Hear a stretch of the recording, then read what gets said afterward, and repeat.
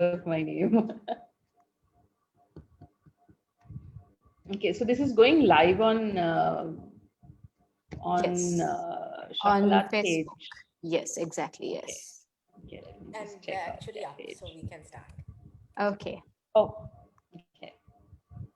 Hi, everyone. Welcome to yet another episode of Designer Diaries. And today we have another well-renowned designer, fashion designer with us today, Yasisuri Kiri Bandara. And before we begin, just to let you know that this series is sponsored by Informatics Institute of Technology. And if we can play their video now.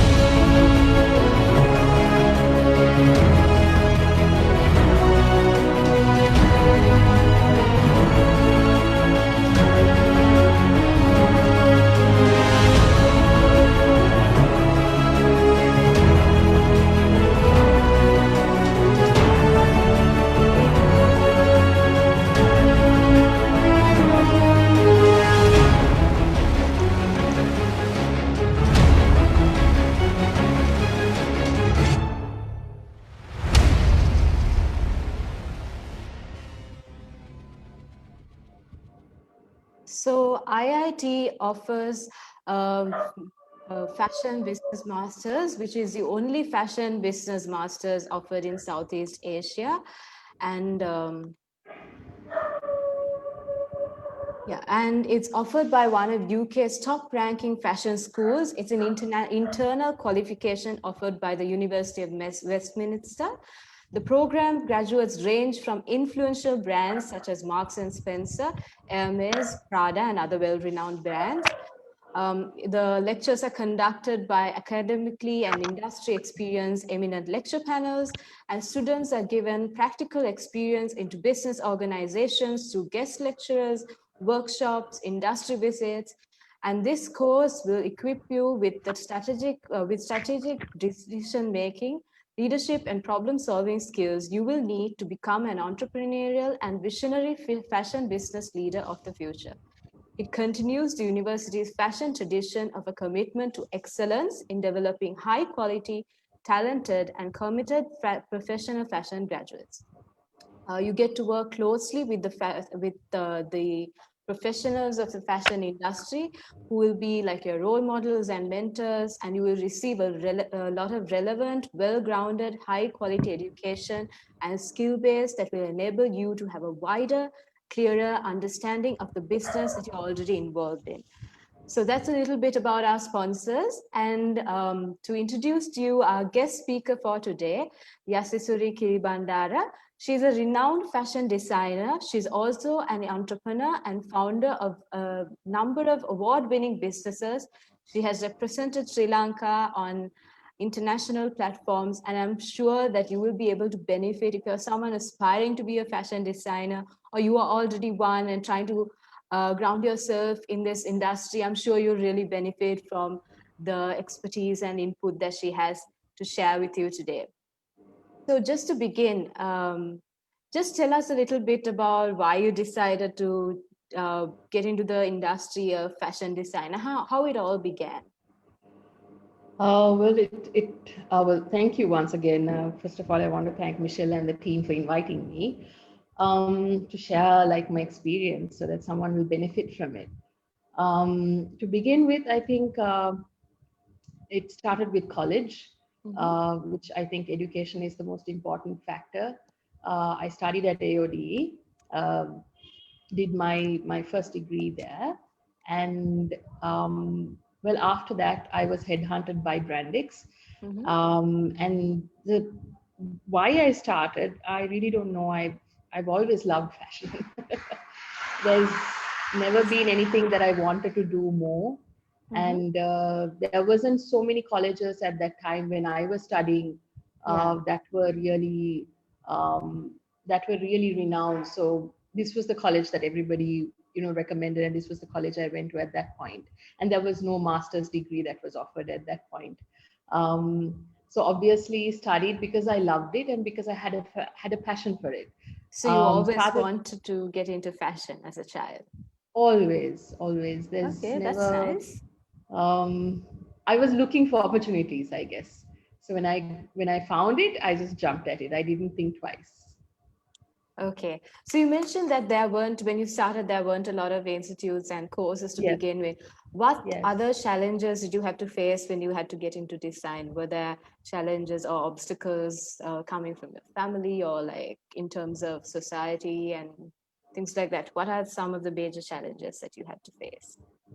I guess there weren't so many. It was just how society perceived a designer at that point. Mm-hmm. You were talking in the late 2000, like around 2005, 2004, around that time. And fashion wasn't so prevalent in Colombo as much as it is now. Fashion wasn't so active. Everybody thought that when you, even including myself, although I wanted to start my own brand, we were sort of pushed in the direction of working for the garment industry. Okay. So everybody thought, okay, fine, if you're studying fashion, you need to join one of the major companies that are exporting fashion, and that's like the only thing that was happening at that point. Being an entrepreneur was at the back of my head, but Mm-hmm. it wasn't really like yes, I could do it because the environment was not really conducive for it at that time. The war was going on. Yeah. It was towards the end of the war, actually, so it was pretty bad. And everybody thought a designer was somebody like an extension of a tailor. Okay. So people didn't really understand what designing was. People didn't understand the value that design and creativity actually brought into a business or a brand, or even the potential that it could be in terms of creating revenue or creating value, even for a clothing brand. Yeah. So I guess it has been a long way since from that time. How do you think the landscape of the industry of fashion design has changed in our country since then? I think there's been a huge change, a huge difference. There's been Yeah. a massive awareness during the last 10 years, thanks to all the colleges, the fashion weeks, the shows, not just in terms of fashion, but also the fact that there have been so many avenues in fashion, like bridal, so many brands that are coming out. So there is actually a market, and the way people think about it is completely changed. Mhm. And now there's awareness. I'm not too sure about away from Colombo, but at least within Colombo, there's awareness. Yeah. So yes. Yes. Also, you mentioned that back when you started, it was a norm for any fashion designer to get into just the garment industry. So, what really Mm. pushed you to take that step to start your own label and start your own business, your own brand? I guess after I worked in the garment industry for about seven, I think almost 7 years, I was in the garment industry. And then I climbed the ladder. I worked hard, and I felt that I had a certain amount of knowledge, a Mm-hmm. certain amount of experience that I could now take this and actually take the leap. And this would probably obviously give me a better footing and make me a stronger designer if I started the business now. So there was this one point that was sort of like an epiphany. It's like, that aha moment when Yeah. you feel like you're ready to actually take the plunge. This is my journey. I mean, I know nowadays that a lot of young people, when straight out of college, they start businesses. And I think if you're ready, there's no time as such for it. It's just that you should feel you're ready for it, and you should feel that you have all that you need to actually be successful. Yeah, because it's not just about starting the business, it's about sustaining it as well, right? Um, Exactly. so, what were some of the challenges that you faced? And if you can tell us a little bit about what steps, how you started your own brand. Uh, okay. So when I first started my business, I launched at Colombo Fashion Week Mm-hmm. with my first brand, Yasisuri. That was 2014, Okay. 2014 February. And then I won the Gen Next Award for the Best Newcomer that year. And that sort of gave that, winning that award sort of gave this huge footing Boost. and awareness, yeah, boost into my business. And then from then onwards, I expanded into bridals. I Mm-hmm. expanded into, then orders started coming in. So it was sort of an organic move. It wasn't really, yes, I did strategize, but I didn't strategize majorly into the future. I kind of went along with how the market moved. And that's the sort of business person I am. Um, because when I see opportunity, I go for it. And that's something I've been doing. And from one point to another, from one point to another. So I started Yasasuri in 2014. Then I launched my bridal business at the designer wedding show in Mm-hmm. 2016. Then I had this other low-end brand called Onira, which we started in 2013. It didn't really work out, so I closed it up.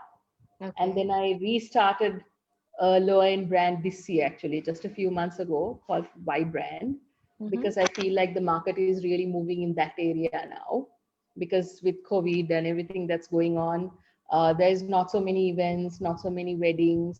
So that area is sort of a little bit stagnant at the moment. So I'm looking Yeah. at other avenues as well.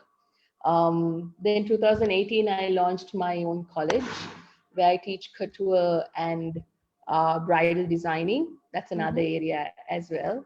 So you could say I've sort of branched out into different areas, which are all under the same flagship or same um, sort of umbrella. Okay. So you've mentioned that you've started not just one brand, but you've got into a number of businesses. So do you have any qualification or any experience or any background in business management, or how In do you how did you harness that side of you? Okay. That came from mainly from my experience of working in the garment industry. Mm-hmm. So when I started, I was into designing and development. And then as I moved up, I went into merchandising, I went into managing brands. I used to work with buyers overseas directly. So that came with a lot of exposure that I received from the garment industry itself. It was very tough, but I'm very grateful because that enabled me to be a multitasker, that enabled Mm-hmm. me to work under a lot of pressure, that enabled me to sort of withstand storms without falling, especially during like the last year we faced. Yeah. Suddenly, when you have to go through, like, weddings were just like cancelled, and I had overseas weddings, and Oh. my buyers can't even come to Sri Lanka. Yeah. So so imagine that. So in a situation like that, when you're faced with certain blocks, it's very Hmm. easy as an entrepreneur to kind of feel very discouraged, or to kind of feel like, oh my god, what's going to happen, but it's out of your control. So I believe building that groundwork really helped. So that is something I would recommend anybody, Mm-hmm. rather than going straight out of college into starting a business. If you are looking at building something that is going to last long, that will Yeah. weather the storms, Because I'm then guessing that a lot of fashion designers, they could have the best designing skills. They could be the most creative person out there, but if they don't really have the experience to sustain their business or promote their label, then they're not going to last long. Yes, So definitely. what do you recommend that someone starting new, someone looking to start their own label, how they can gain experience? Should they study, maybe do a small Yeah. course in business Yeah. management, or is it just work experience, an internship maybe? What do you recommend? Well, I would think do what works for you. If Mm-hmm. education, yes, definitely you need to have education, and that would support. In my case, for me it was work experience plus education that came afterwards, which right now has halfway stopped Okay. because I did start an MBA. Yes, Mhm. and but these days I'm like running around with my work, so that has kind of taken a back foot. But yes, definitely education and experience. I would say don't give in to just one, but kind of have a balance between both. Because there are certain things that education can teach you that experience cannot, and certain things that experience can teach you that education cannot. So you need a bit of both, actually. Yes, yes, definitely balance. Okay. So if we talk about, you spoke about how these days, especially certain um, areas in the fashion industry are a little stagnant, especially because of the pandemic and all that. So how would you advise someone to pre-plan in order to adjust and adapt to difficult circumstances, to kind of foresee what and plan accordingly? Well, something like what we faced last year or what you're facing at the moment, I don't think that's an environmental uh, Yeah, you issue. can't really That's something foresee that is it. Yeah. external. You really, I mean, natural disasters, Hmm. you really, illnesses, you really cannot foresee stuff like that. But as a Hmm. business, I think it's wise to kind of have a 5 year plan, a 2 year plan, a 10 year plan. Like the business I started this year is something that was in the making for 2 years. I was procrastinating because I was so stuck with actually functioning in my other areas. So I was pushing this back, I was pushing this back, but the groundwork was laid very slowly but surely. So when the opportunity came, I grabbed at it, I jumped at it. So I'm not going to stop at that. I'm going to keep working on my next level and my next level and my next level. And when it comes to finances, that's another thing. You have to be very smart Yes. with your financial planning. A lot of businesses kind of, and that's a mistake I made as well. In the beginning, I kind of put in a lot of money right at the beginning. And yes, you need to Hmm. invest right in the beginning a lot. But after a while, you sort of need to really strategize and plan out your finances in such a way that you don't put all your eggs in one basket. You don't spend everything you have. You don't go on a promotional frenzy kind of thing, Mhm. uh, doing show after show, collection after collection, without vetting it and then checking what's coming back and how it's coming back. And starting stores right away. I still haven't started the store. I'm still working from my atelier. I'm very low profile when it comes to my expenses because I have very unorthodox methods of working, and I've developed my own strategies in Hmm. developing my business. So each designer or each business might have a certain personality that they want to develop, almost like a person. Like if you see, if I see Tabitha, I would say, okay, this is her personality. This is the kind of Hmm. person she is, Would you call it and personal that's branding or? personal branding is part of it, but not Mhm. really. Your brand or your label has its own voice, Yes. and that voice is an extension of the founder, yes. But if I take my Yasasuri brand versus the Couture brand, they're completely two different voices altogether. And then if I take Y brand or if I take the college, again, completely different Hmm. voices.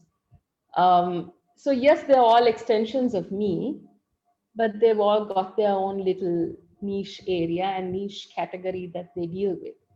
None of these brands are mass market. I am not a mass market designer at any point. All my brands are very niche. I like to work with niche markets. I like to work with people face to face, upfront, build relationships. because that's the kind of person I am.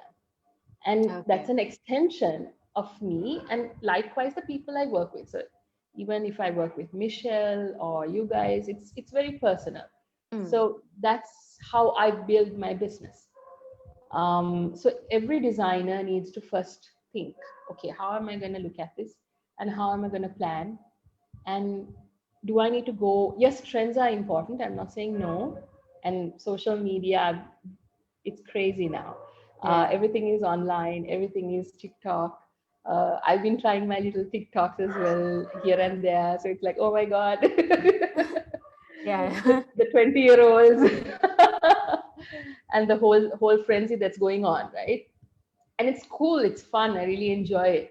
And you know what, that's the best thing, that you can do all this stuff and that is not, it doesn't cost you anything.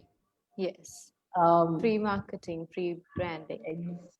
exactly. So stuff like that, I think you can really use to your advantage when you're doing a business, which is really awesome.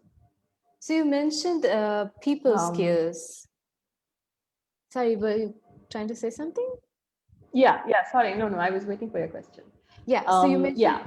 people skills. How important do you think are people skills for a fashion designer, and what are some other soft skills that a fashion design student should maybe develop on and work on during their time as while they're building to be a Okay, designer? so people skills are very important when it comes to any area of Yeah. business. Um, but as a designer, something I can tell you is that a lot of designers, myself included, are extreme introverts. Like Mm-hmm. I am an extreme introvert. Okay. I hate to go out. I hate partying. I hate to go to events.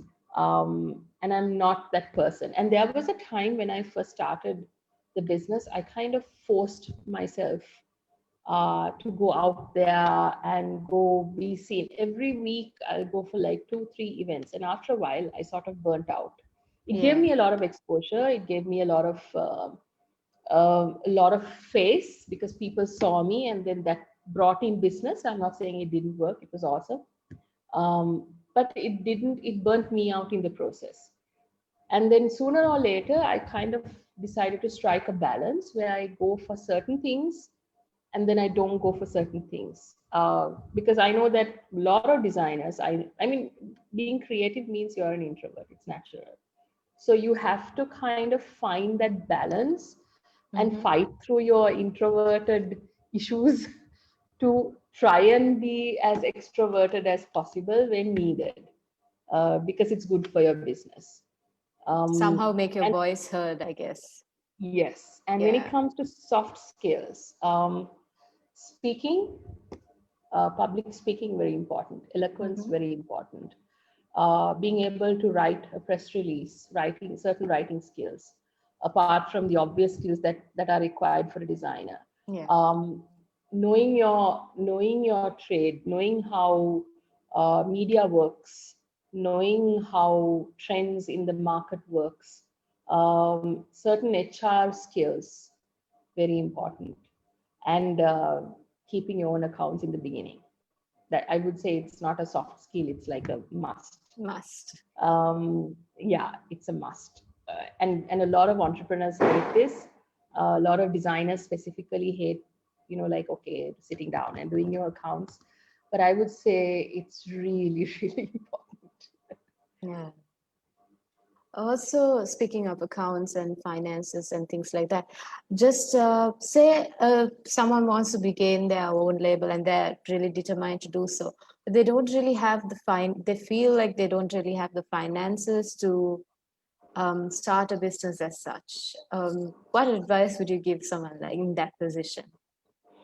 Hmm.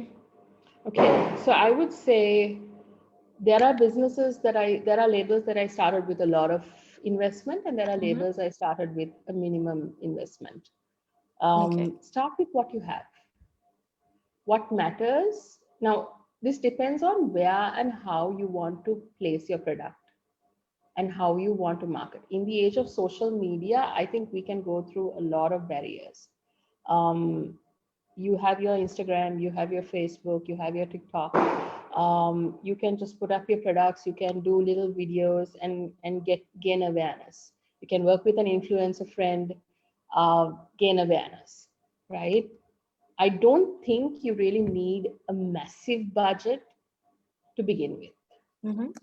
And I think it's also wise not to begin with a massive budget, because at the Okay. beginning, you're not really aware of the factors that really are important. Like you need money to keep inventory. You need money for your production.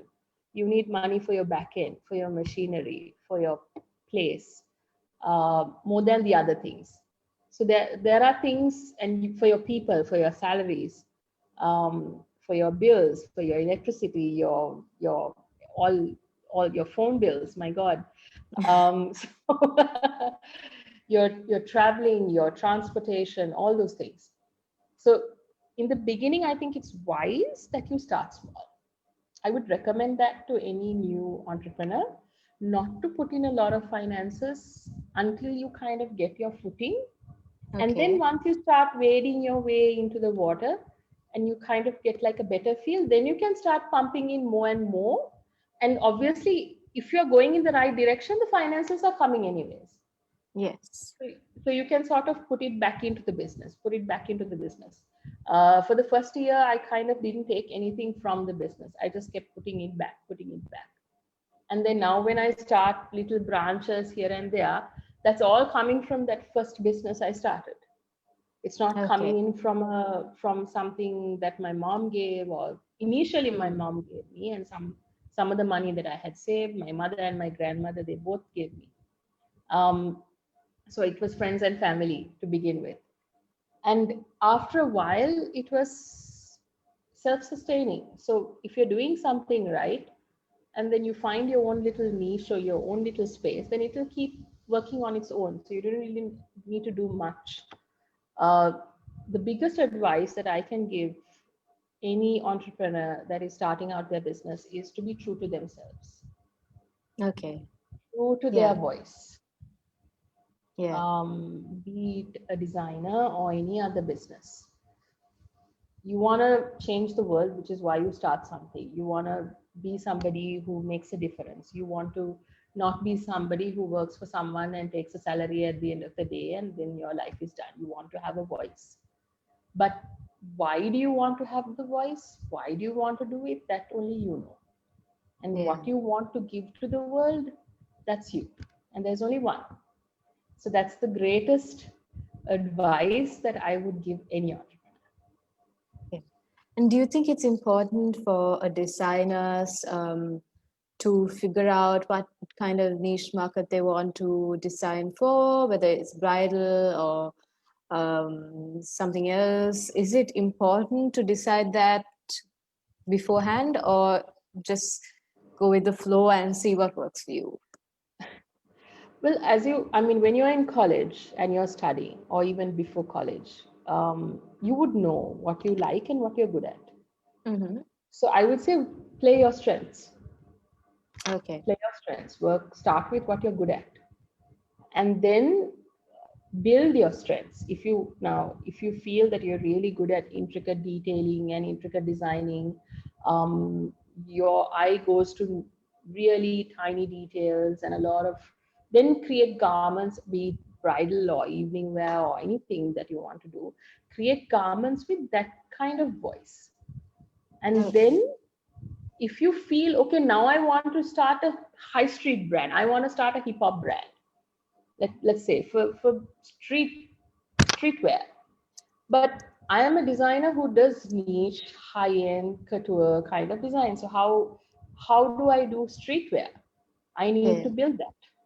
Then Mm. what I would do is I would then first accumulate those skills, research, work, create, sample, do whatever it takes, go to college, I don't know, whatever it takes to accumulate those skills that would be required for such a brand.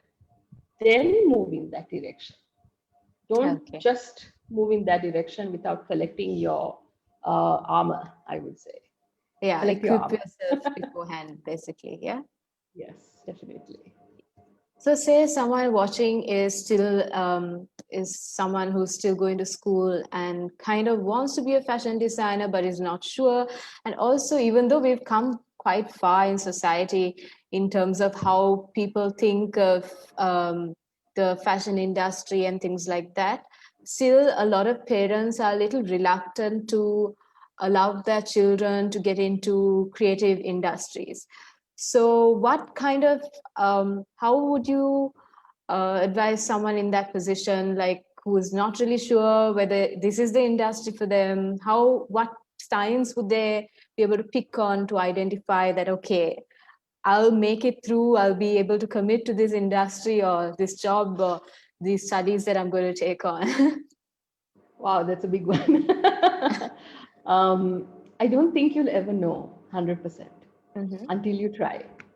Okay.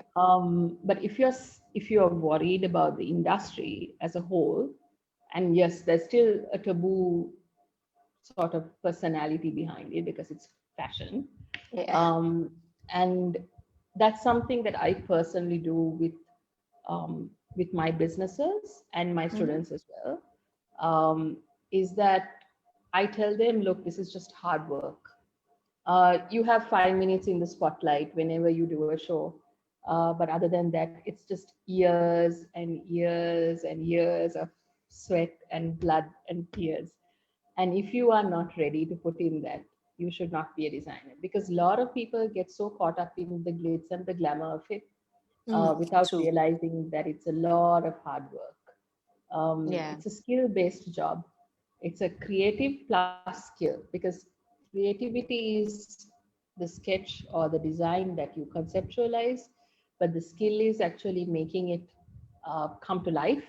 So Mhm. there are a lot of skills that you need to accumulate on the way, from your pattern making to your sewing to your business skills, your marketing skills, understanding trends, understanding markets, understanding color, so many things. Yeah. How to actually clothe the person and how to change this person's outlook by what you are creating. So unless you actually push yourself in the direction, I don't think you'll ever know. But I think now the taboo factor is sort of reducing, because Yes, people are definitely. realizing, they are being more aware of what the global markets are, how much designers, how many jobs they provide, how much revenue they bring into the country, Mm. um, how much joy that a garment can create. So it's on many levels.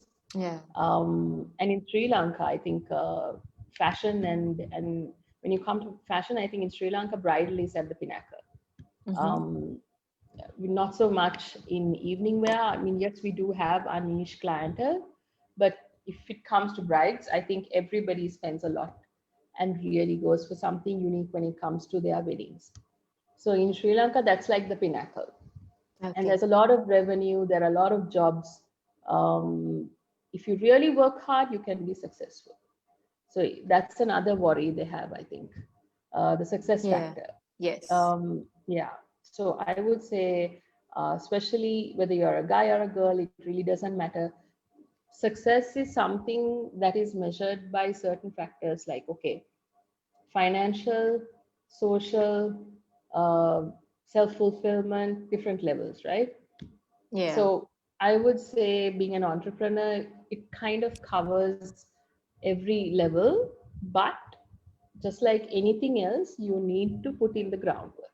Yes. Without the groundwork, the education, the experience, it's not going to come free. Yeah, and I guess for that also you need to have some level of passion to it. It's others you're not going to be able to put in that groundwork. Yeah, Also, yeah, absolutely. Sisuri, so you've won a lot of awards and you've also represented Sri Lanka in international platforms.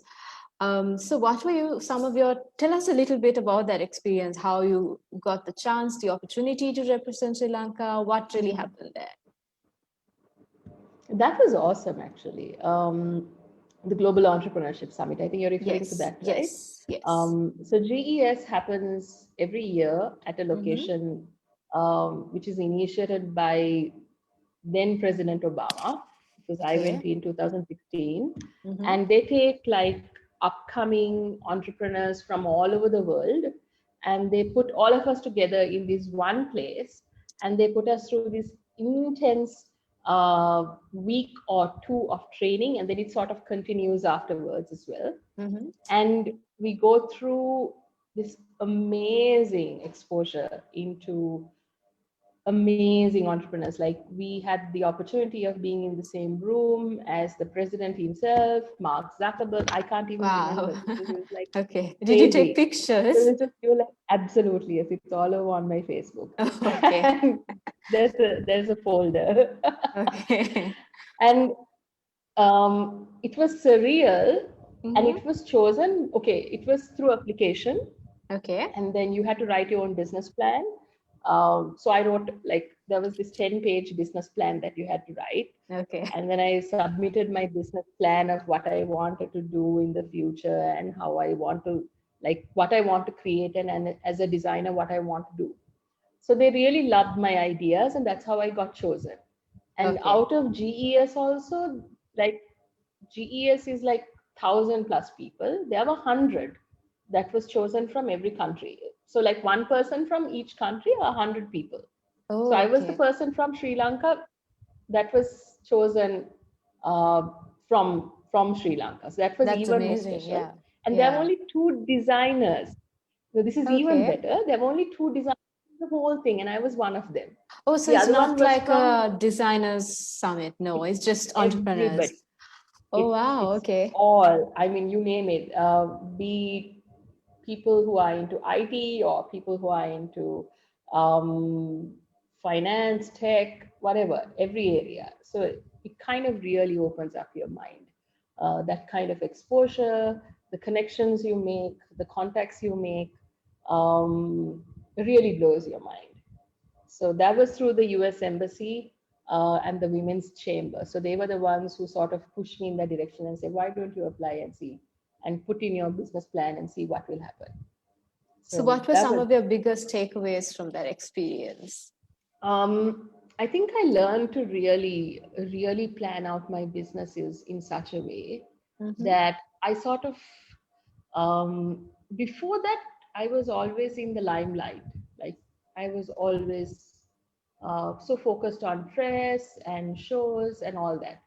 And I think I sort of moved my business in a different direction altogether, and started diversifying and planning it in such a way um, that it yielded more.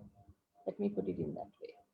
So it was not so much the voice out there, but more like what we did in here. And 90% of the time, the work we do with, like, the people overseas, that the contacts we've made, um, which, these days it really works well. Yeah. Praise God. So things like that, I think, as an entrepreneur, you really need to look at um, options rather than what everybody is doing. Do Yes. that too. I'm not Mm-hmm. saying don't do that. Do that too. Do the pomp, do the show, do the whole thing, but find your other little avenues too, keeping your knowledge intact, how you can really strategize and capitalize on it. I think that is very, very important.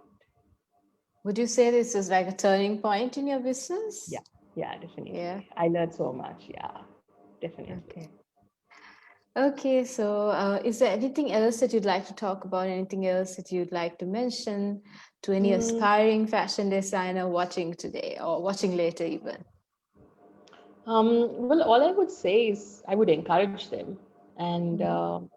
I would definitely say that the world needs more entrepreneurs, and the Yes. world needs solution providers, Mhm. and the world needs young people to come forward, being environmentally conscious, Mhm. and being conscious of women, especially being a woman. And this is something that I talk about all the time. Okay. Um, and how we should empower other women to come Yes, forward definitely. Yeah. and start their own businesses, work, put yourself out there, be strong, and help whoever you can help along the way. Yeah. And I would really, really think that that would be really awesome. And if anyone wants any help or advice or support, if it is within my grasp to help, I would be happy to help. Okay. Thank you so much for joining us today. I think we've come to the end of this discussion. Thank you. Thanks again to our sponsors, IIT, for sponsoring this series. And we've come to the end of yet another episode of Designer Diaries. Again, thank you, Yasisuri. I'm sure everyone who's watched will really benefit from your wisdom and guidance. Thanks Thank you again so for much. watching. Yes.